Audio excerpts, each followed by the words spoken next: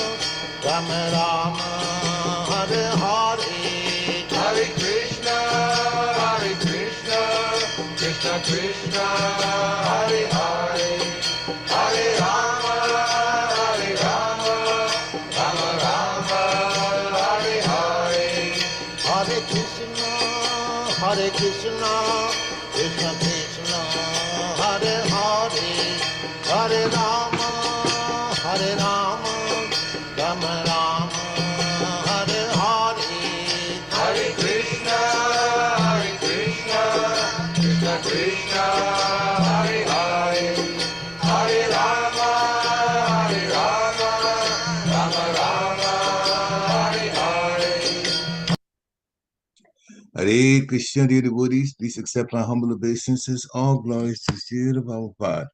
Welcome to this morning Srimad Bhagavatam class, which is from Canto 2, Chapter 8. And this morning we're doing verse number 8. We're very fortunate to have His Grace Dronacharya Prabhu from ISKCON, Philadelphia, to give the class. Hare Krishna, Prabhu, please accept my humble obeisances. All glories to Srila Prabhupada. Hare Krishna, Purusha Prabhu, Hare Harrisburg Krishna. family. Hare Krishna, it's great to see you this morning. Please accept my humble obeisances. All glories to Srila Prabhupada. It's all yours. Thank you, Prabhu. Jaya Radha Madhava Kunja Bihari. Jaya Radha Madhava Kunja Bihari. Gopi Jana Vallabha Girivardhari. Jaya Gopi Jana Vallabha Girivardhari. Yashodanandana Brajajana Ranjana. Yashodanandana Brajajana Ranjana. Yamunatira Vanachari. Yamunatira Vanachari. Jaya Radha Madhava Kunja Bihari. Jaya Radha Madhava Kunja Bihari. Gopi Janavallabha Girivardhari. Gopi Janavallabha Girivardhari. Yashodanandana Brajajana Ranjana.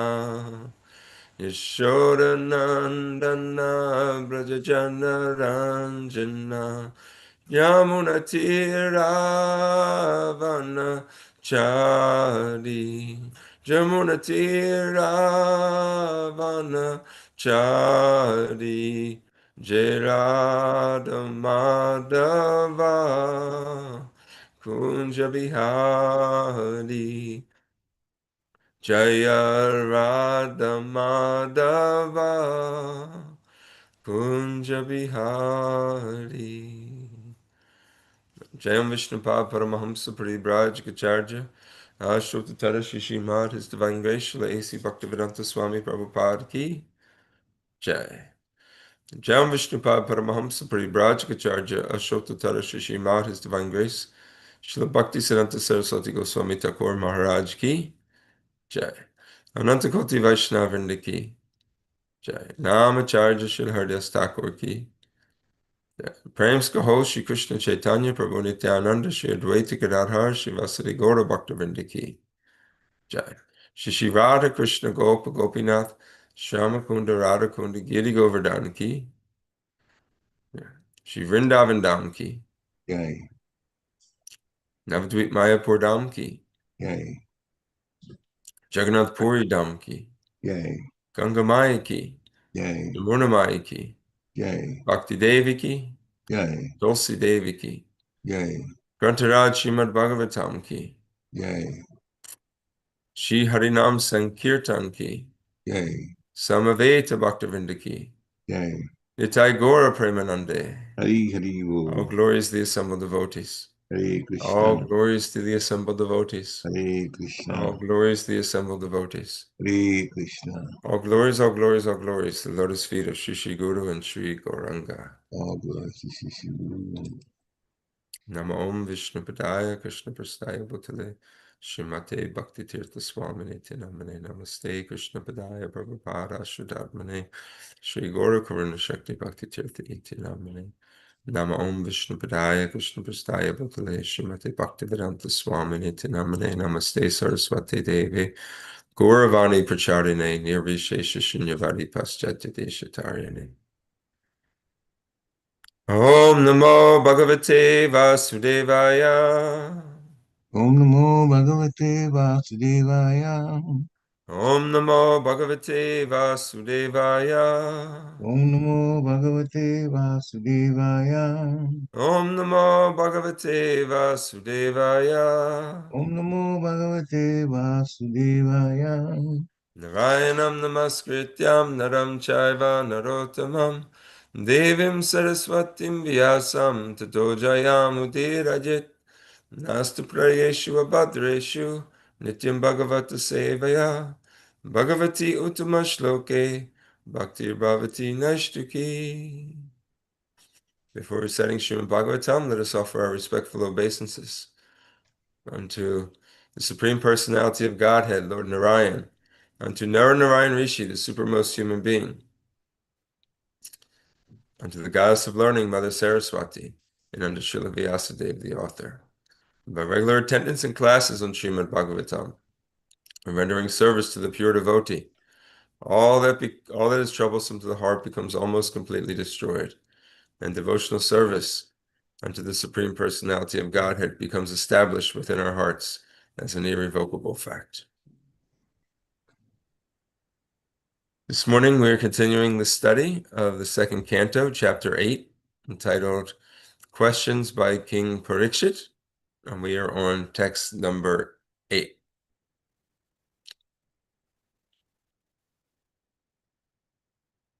Āsīd yad-udarāt padmaṁ loka-saṁsthāna-lakṣaṇam yāvān ayaṁ puruṣa iyattāvayavaiḥ pṛthak tāvān asāv iti proktaḥ saṁsthāvayavavān iva āsīd yad-udarāt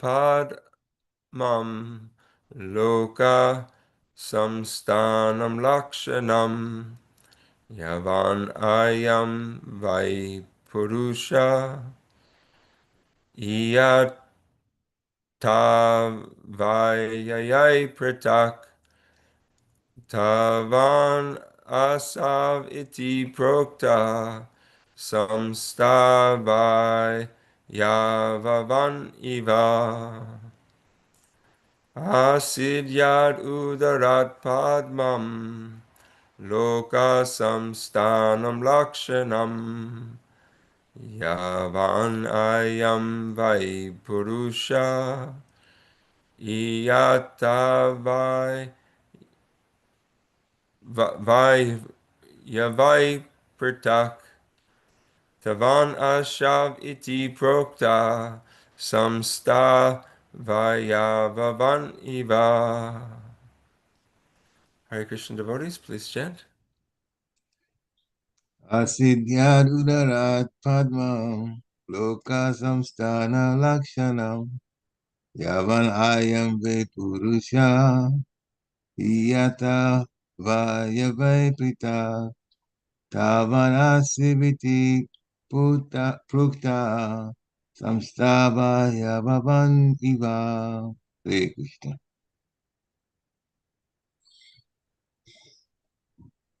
Anyone else? Okay, we'll go to the synonyms. Āsīd, as it grew. Yad-udarāt, from whose abdomen. Padmaṁ, lotus flower. Loka, world. Saṁsthāna, situation. Lakṣaṇam, possessed of. Yāvān, as it were. Ayaṁ, this. Vai, certainly.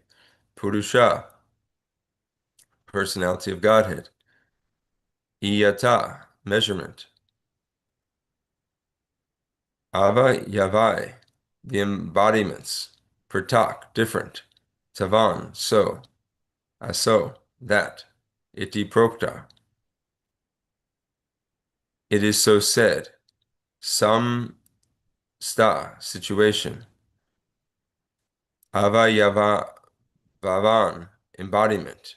Iva, like. Translation and purport by His Divine Grace Srila A.C. Bhaktivedanta Swami Prabhupada. Srila Prabhupada ki jai. If the Supreme Personality of Godhead, from whose abdomen the lotus stem sprouted,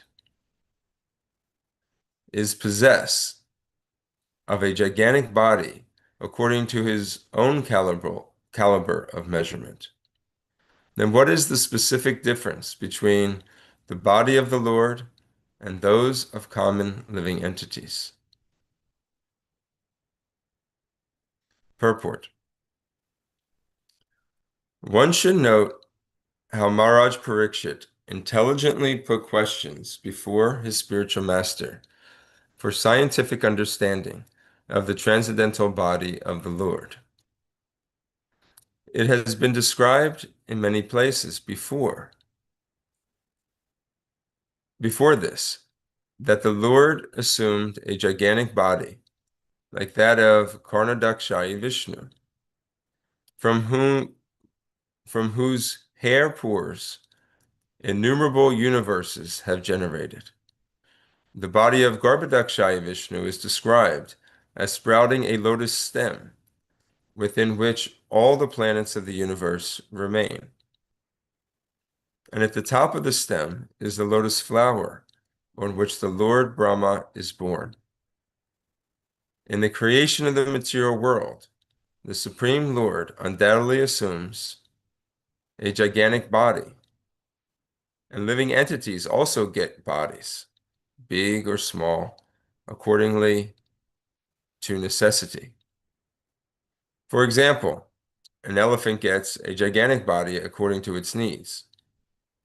And so also an ant gets a body according to its needs. Similarly, if the personality of Godhead assumes a gigantic body to accommodate the universes or the planets of a particular universe, there's no difference in the principle of assuming or accepting a particular body in terms of necessity. A living being and the Lord cannot be distinguished simply by the difference in magnitude of the body. So the answer depends on the specific significance of the body of the Lord as distinguished from the body of common living being. Om Ajnanatimbarandasya Gyananjana Shalakaya Chakshur Militam Yena Tasmai Shri Guruve Namaha. I was born in the darkness of ignorance, and my spiritual master has opened my eyes with the torchlight of knowledge. I offer my respectful obeisances unto him. Hare Krishna devotees. This is an interesting verse and question put forward by Maharaj Parikshit to his guru, Shukadev Goswami. In the beginning of this chapter, this is a continuance of questions that are being asked by Maharaj Parikshit. Let me recite the translation once again. If the Supreme Personality of Godhead, from whose abdomen the lotus stem sprouted, is possessed of a gigantic body according to his own caliber and measurement, then what is the specific difference between the body of the Lord and those of common living entities?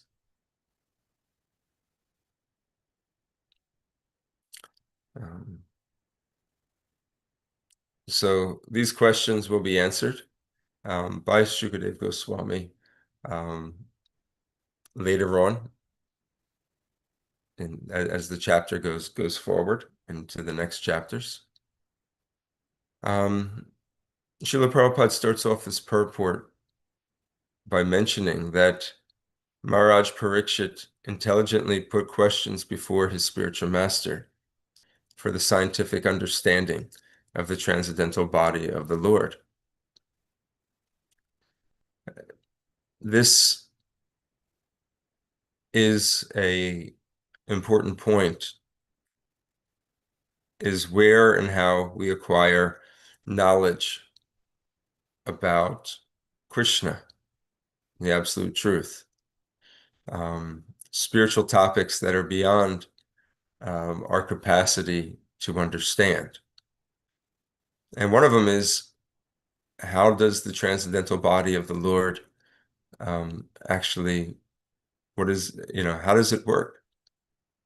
We can try to evaluate based upon experiments here in this world how a human body or an animal body or the body of a plant, how that works. They do laboratory experiments. They test blood levels, oxygen levels. If you go to a museum, sometimes you see, a skeleton of a dinosaur or another animal.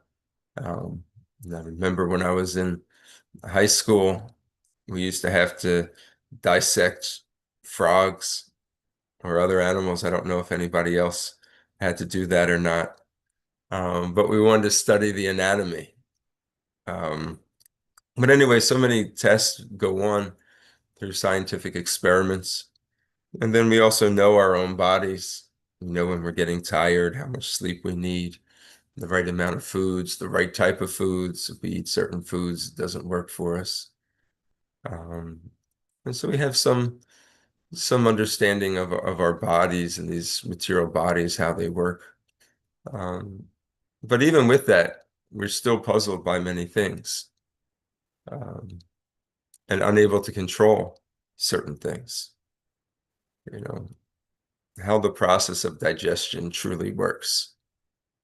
How is it that, you put food into the mouth, we chew it with our teeth, it goes down our throats, and then through different enzymes, we start to dissolve and that food, and then somehow it separates into different types of elements and molecules in which the body absorbs, and some of it rejects.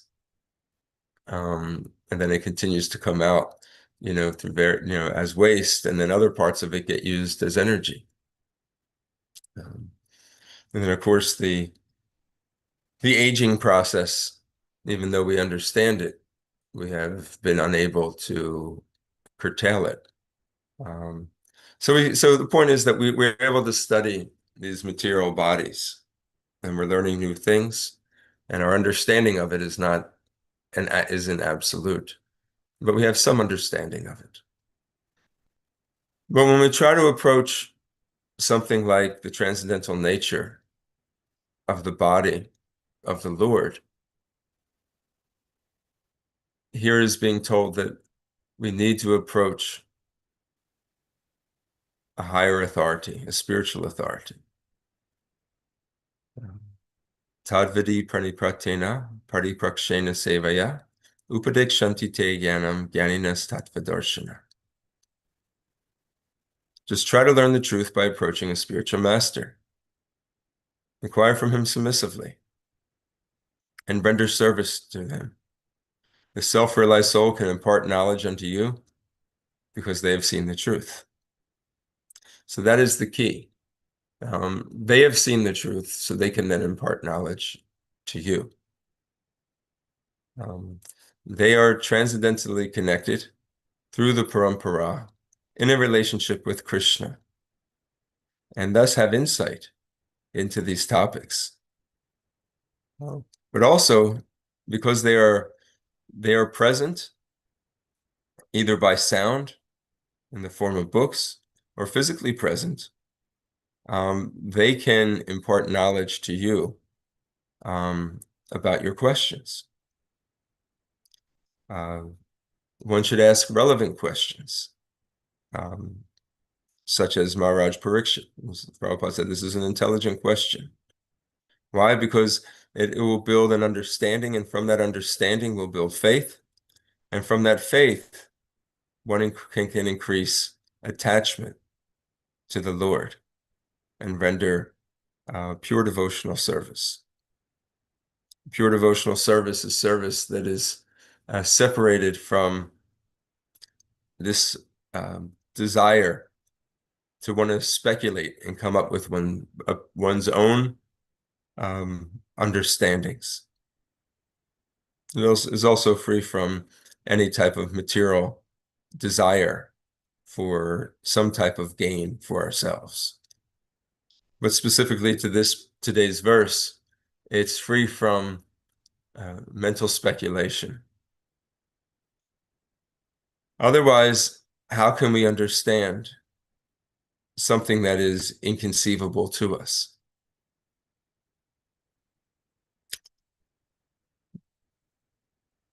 When we read Srila Prabhupada's books, we get introduced to the Mayavad philosophers. And one of the major criticisms of them, and rightfully so, is that they try to understand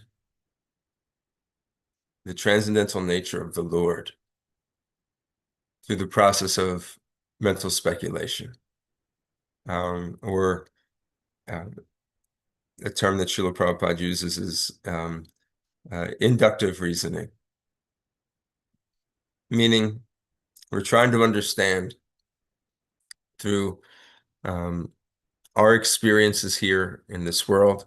We're trying to understand through our senses, but the senses are imperfect.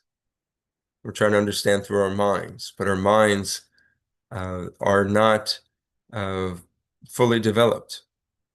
They're conditioned.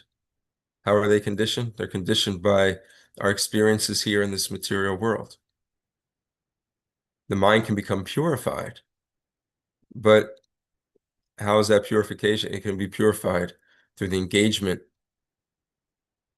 in the devotional service of the Lord, understanding the difference between our material bodies and our spiritual bodies.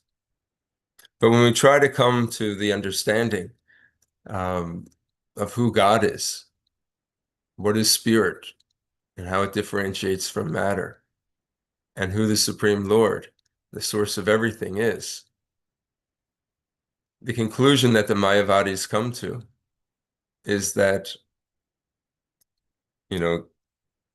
God does not have a form. This idea of a transcendental body is only Maya, because all the constructs of this world, which consist of variety, which consist of bodies, which consist of forms, which consist of names, these are all products of the illusory energy.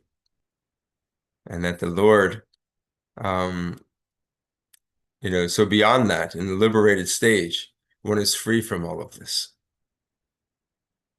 So in one sense, that's correct, that yes, it's free from any type of material name, material body, material form, material distinction. But there's no realization that the Lord has an actual transcendental body. There's no experience of that. But through the line of the great spiritual masters, understanding the transcendental science as it has been passed down from guru to disciple, one actually has insight by specific realization into the transcendental body of the Supreme Personality of Godhead. Also, Krishna himself gives us descriptions, as we are reading here in the Srimad Bhagavatam on a daily basis, or the Bhagavad Gita, or the Brahma Samhita. We can read the different the Upanishads, which are very sometimes difficult to uncode. They were spoken for a very intelligent class of individuals to bring them to the point of spiritual realization. But for us, our minds will be too baffled. It needs to be explained to us by a person who has insight. For us, that is Srila Prabhupada. Srila Prabhupada has translated these literatures and has given us the Bhaktivedanta purports so that we can understand the inner meaning of the subject matters. Sometimes people say, I just want to read the translations. I'm not really so interested. I want to come up with my own understanding. I don't want my understanding to be influenced by another person's commentary. I don't know if anybody's ever said that to you or not, but from time to time, you're talking to different, newer people, distribute a book, and so there's always somebody that'll come out and, come up with some level of, either opposition or they just want to do it a different way themselves. But it's important that we take guidance. Otherwise, our mind will dictate, and oftentimes it will dictate something that will materially benefit us, whether it's taking a shortcut in the way that we try to practice spiritual life, some level of compromise where we may not need to be as strict as it is being asked of our spiritual authorities, or we'll try to find, for the purpose of argument, some level of contradiction without really trying to understand how it works. So that is the importance of approaching spiritual authorities who have seen the truth, who have practiced, who have deeper levels of realization than ourselves, to inquire about essential spiritual topics. Now, the question that he asked is an interesting one. In essence, is what is the difference between the body of the Lord and those of the common living entities? And specifically the difference in terms of size. It's referenced in this verse that, an expansion of the Lord in his first expansion when Krishna creates is Karnadakshaya Vishnu. And from the pores of Karnadakshaya Vishnu, the pores of his things that you can't even see on the body, right? If we look at our pores, we know that on our skin we have lots of pores. When we move around, sweat comes from these pores, but we can't actually see them. But from these pores come out innumerable universes. So from something that we can't see because it's so small, comes out something so big that our material eyes and minds can observe or even conceive of. And that is just one universe. And it says innumerable universes are coming out. And then within each of those universes is another expansion of Karnadakshaya Vishnu, which was an expansion of Krishna, comes Garbhodakshaya Vishnu. So in each of those universes, there's a Garbhodakshaya Vishnu. And from that Garbhodakshaya Vishnu comes Lord Brahma. A lotus stem comes from his navel, and then Lord Brahma appears. And Lord Brahma, he is the master of the universe. He is he's the secondary creator, but from him, everything is produced within this material world, something that we can't even wrap our heads around. The difference between Lord Brahma and Garbhodakshaya Vishnu, at the time of creation, at the dawn of creation, Lord Brahma was puzzled because he wanted to understand, okay, I'm sitting here on a lotus flower. What is my source? Where have I come from? Who is at the base of this lotus flower? So he started to descend and climb down. And he kept climbing and climbing and climbing down and climbing down and climbing down and climbing down and climbing down. But to no avail. he realized that he wasn't going to be able to search through this process for his creator. So he ascended back up on top of the lotus flower from which he was born, and he began to meditate. And it was only through that meditation that the Supreme Lord began to reveal himself and answer the questions of Lord Brahma and explain what his purpose was. So it's through this process of revelation that we can understand Krishna, not through our material senses. So we're speaking about the enormity of the Lord's body. And there's different bodies. So Garbhodakshaya Vishnu, is now, you could say, smaller or less in size than Karnadakshaya Vishnu. But still, it's inconceivably big to us.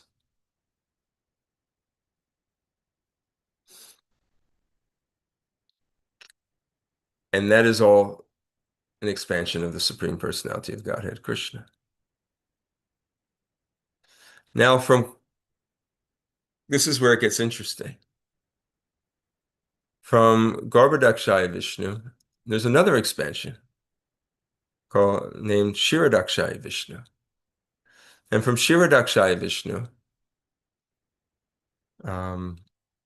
is the expansion of the Paramatma. And this Paramatma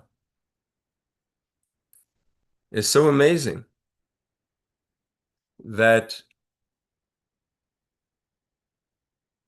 it enters in to the heart of something so small as the atom, or the living being. The individual soul is explained as being 1/10,000th the size of a tip of a hair. I'm sure most of you have heard that measurement of the soul before.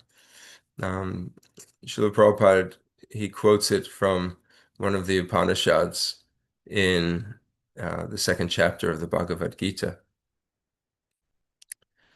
In the 8th chapter of the Bhagavad Gita, when Krishna is telling Arjuna different ways in which we can meditate upon the Supreme Person, one of them is to meditate. He says, one can meditate on the Supreme Person as one who knows everything, who is the oldest because he's created it. He's the original creator. He's older than everyone else because he is the original. Who is the controller? Who is smaller than the smallest? So this is important. He's smaller than the smallest, meaning that even though he is the source of all this material creation, the Karnadakshaya Vishnu, from his pores comes universes beyond our conception, in which Garbhodakshaya Vishnu manifests, who is so big that Lord Brahma can't even search out and try to find his source without revelation. And then we have the soul, the individual living being, you and I, and all other living entities. And our size, not the size of our material bodies, but the size of the spiritual spark inside of us, is 1/10,000th the size of a tip of a hair. And inside of that 1/10,000th size of a tip of a hair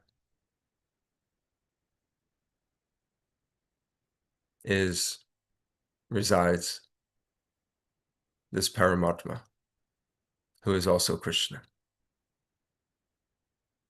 He is the biggest and he is the smallest.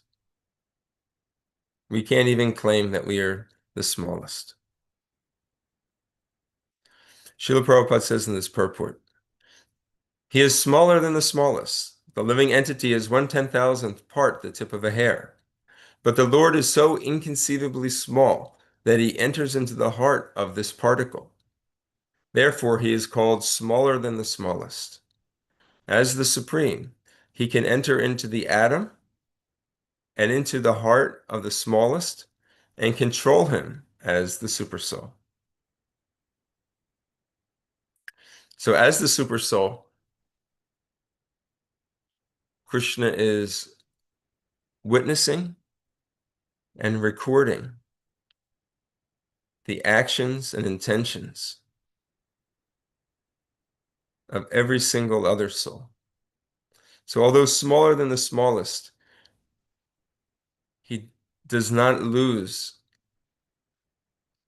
his potencies of being able to control, administer knowledge, remember everything, past, present, future, of every single individual living entity that exists.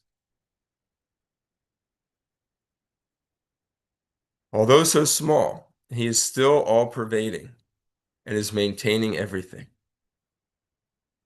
By him and all these planetary systems are sustained and situated. We often wonder how these big planets are floating in the air. It is stated here that the Supreme Lord, by his inconceivable energy, is sustaining all the systems of the planets and the galaxies.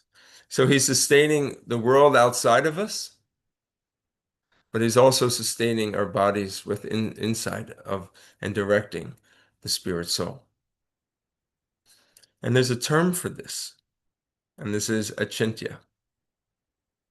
Achintya means it's beyond our conception. Srila Prabhupada says the word achintya, inconceivable, is very significant in this connection. Because God's energy is beyond our conception, beyond our thinking jurisdiction, and therefore is called inconceivable. He says, who can argue this point? We know that it is inconceivable. We can only try to speculate. He pervades this material world and yet is beyond it.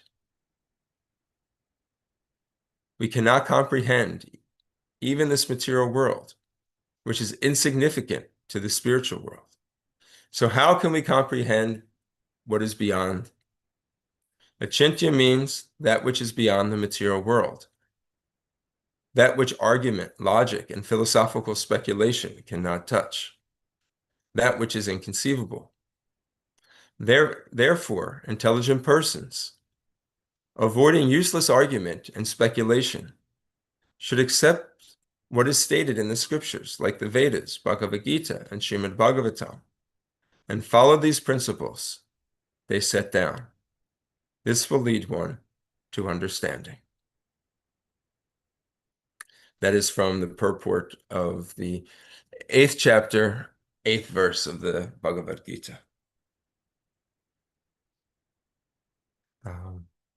So a reference, 8th verse, 9th verse of the 8th chapter.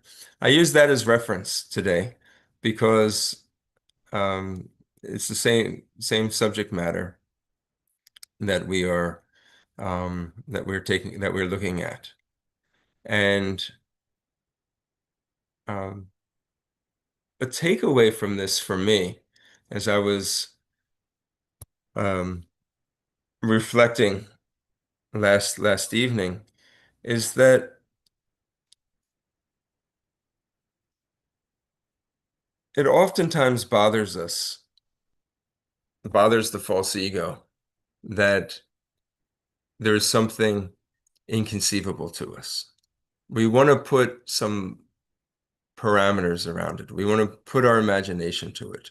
We don't want to accept the fact that just perhaps we can't understand something, or something is ununderstandable to us, that is beyond our control. Now, in spiritual life, we learn that this is important for us to come to this conclusion, that yes, there are things that are inconceivable. There are things outside the reach of our bodies and minds. But we still don't like it.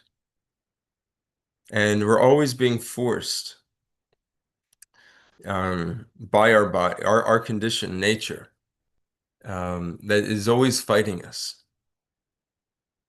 And this material speculation, it can become dangerous to our advancement in spiritual life, especially when we start to acquire some knowledge. And we feel that, okay, now that I've gotten some knowledge, I'm able to understand how things work. Again, it's all up here in the head. It's all up here in the mind. But what does Krishna say? How do we conquer Krishna? How do we understand Krishna? How does Krishna reveal oneself to us? He says he doesn't do it to the jnani. He doesn't do it to the person who's always searching after knowledge. That he remains aloof to that person. You know, the karmi, or the karmi, the person who is just working hard, trying to live a pious life, trying to worship God, asking God to please provide all of the material necessities. He says, I'm also not available to that person. He's still providing, but he's not available. The ascetic, or the yogi, is just meditating, trying to get out of this material world and understand, meditating on the living being or the super soul within. He also says, to that person, I am also unknown. He says, but to my devotee, the process of pure devotional service, Krishna makes himself available. So the danger is that we think that knowledge, the knowledge that we acquire, the knowledge that we can explain, again, it's we, it's we, it's we. We talk in terms of us instead of him. It is Krishna who is revealing. It is Krishna who has saved me. It is Krishna who is giving me this knowledge. It is the Guru who has opened my eyes with the torchlight of knowledge, because he has received it. He has seen the truth. So that is the danger, as we begin to think it is our strength, not the strength of the spiritual master, of the Guru Parampara, being in connection with Krishna. Because at any time that power plug can be pulled, that energy source, that inspirational source, severed, because it is granted to us via mercy, not our own achievement. So this was a reflection that I had, and my appreciation of Maharaj Parikshit asking, these questions and teaching us how we should pursue our questions in spiritual life by submissive inquiry and the rendering of service. Okay, I'll stop here. Thank you very much for listening. All glories to Srila Prabhupada. Hare Krishna. Hare Krishna. Thank you very, very much for a very nice lecture. Many, many points that you touched on, including Tadvidi Paripatena, Paripashtena Sevaya, approaching the spiritual master. The answers come through him. Dear devotees, this is the time to unmute yourself. If you have any questions, comments, realizations that you want to connect with this, please do. Take homes especially. Please unmute yourself and and share or ask Hare Krishna. So any questions? There's a question in the chat. I know there is, but we're just holding Oh, up for okay. people to start Well, first. then, Dronacharya, please accept my humble obeisances. All good to Gurudev Prabhupada. When you were speaking, what I was really reminded of, Drona, is how great the Lord is and how minute we are. Because as you were describing each atom, each 1/10 of a soul, and within that, my mind just stopped functioning in the sense that I stopped and I said, wait, here we are trying to be controllers of what is visible before us. And we have the Supreme Lord that we cannot, lack of a better word, see because we don't have that the spiritual vision, to see his greatness and his magnitude and and all that. And I was thinking, what would it take for me? What would it take for us to really realize that how great is the Lord and how minute we are before him and how covered up we are, thinking that what is visible and tangible within within our in our sight, we can be the Lord of Lords, but we really can't, because it's everything is temporary. So what would it take for us to really grasp that understanding wholeheartedly? Well, it starts just by asking that question, because in that question, there's a recognition that there needs to be some effort put forth on our part. So we pray to Krishna, we pray to the spiritual master to please deliver us from this bondage. It comes back to our false conception of self called the false ego. And how do I transition that false ego into a real ego? Now, our true sense of self. That comes through the practice of devotional service. We were just reading yesterday that this is the process that makes this happen is the chanting of the Hare Krishna Maha Mantra. The chanting, one can realize one's true self, that one is not this body, that is not this mind, that one is not the controller, that one is not the person who is that we thought that we were, and introduces us to the servant that we always have been in our truest spiritual identity through the chanting of the Hare Krishna Maha Mantra. So dedicating ourselves to the process of chanting in a way in which we are fixed on Krishna's name.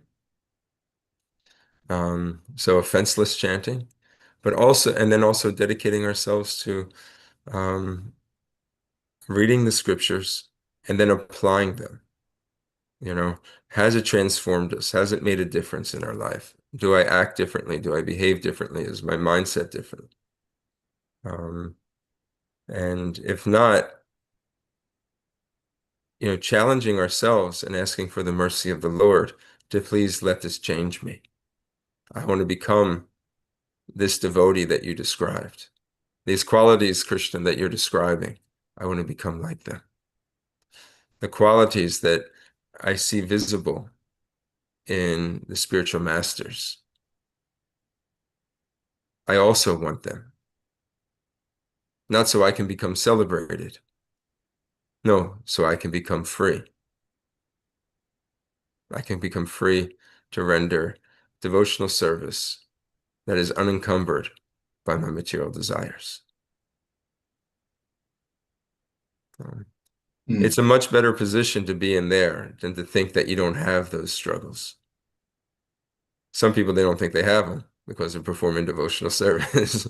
That's a problem, because they feel that they're free, but really their actions and indicate that they're not. But Krishna will deliver us through the mercy of the spiritual master. When we have these desires,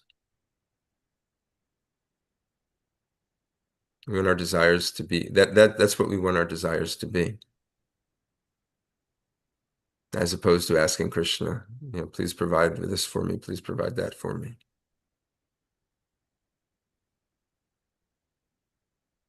Does that answer the question? Absolutely, Dora. Thank you. So, such a sublime answer. That's the word that's coming to my mind, is sublime, sublimity. Thank you so much. Very nice. Thank you, Prabhu. Sure. Hare Krishna. Any comments, questions? If not, there's one question in the chat. We'll take it. It's just one devotees who are on now who want to ask verbally to do that first, and then we'll go to the questions in the chat. If not, then sorry. Looks like Jackie was asking. Yeah, Jackie Matthews is asking about, please describe Mayavad philosophers. Who were they? They are so the Mayavadi philosophers are mostly followers of a very well-known and famous historical personality named Sankaracharya. And Sankaracharya's philosophy, he interpreted and had commentaries of the Vedas, and he interpreted it in ways which explain that the absolute truth is impersonal, that God doesn't have form, features, name, relationships. It is the only thing that can really be explained is that it is some type of spiritual substance different from this material world that we experience. So there's one part to it. The Mayavadis, they take it a step further to say that whenever we see some element of divinity in this world, like an incarnation of the Lord, they basically say that that is actually Maya, that the Lord's energy, or excuse me, that they accept that this world, they consider this world to be false. Not just our identity as our misidentification as a material body, that is false. But they also say that this whole world is false. This world isn't false. It is actually happening. It is taking place. It is just an illusion. That the experience we're going through is an illusory experience. Material nature goes through various transformations. They also say that God goes through the same transformations. Therefore, he's a product of this illusory world. So they apply where do they get this from? They get this from interpretations on the Upanishads and other Vedic texts, which are hard to understand and define. And they come up with various, their readings and conclusions are based in this way. It's kind of it's dangerous, and we are giving caution not to hear too many commentaries, because they use different forms of word jugglery. They use mental speculations to try to understand how is it, from our own position here in this material world, to try to define and understand the position of God. And their conclusion is that God is formless, God is impersonal, God really, and that ultimately we too, being part of this spiritual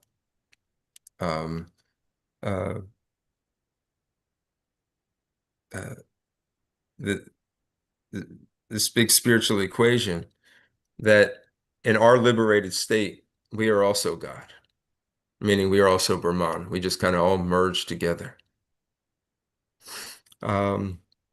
These are components of Mayavad philosophy. It originates again from Sankaracharya, who, interestingly enough, is a personality who came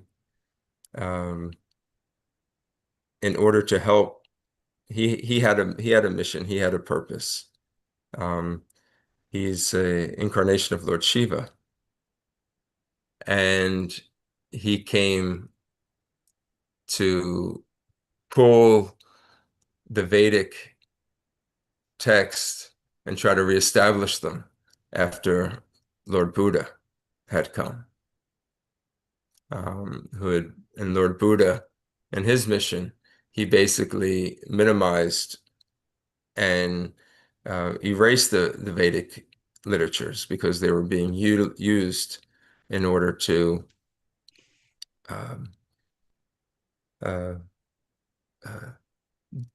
do activities that were more or less sinful.